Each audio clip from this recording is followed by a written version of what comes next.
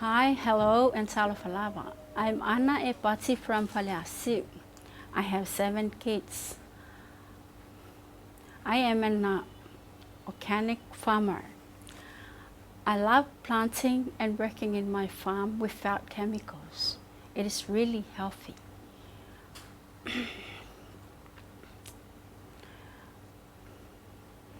This program, being an organic farmer, is really good and easy to get money because we just grow and prepare veggies, herbs, and everything, then bring it to the office, organic office, and get money straight away without going anywhere to find money from this stuff.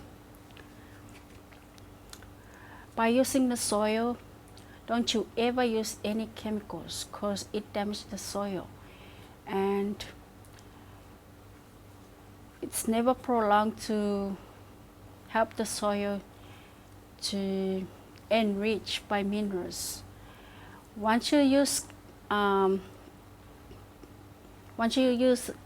compost to feed the soils, you can see it is really healthy for the plant to grow, and their fruits, it's really healthy too.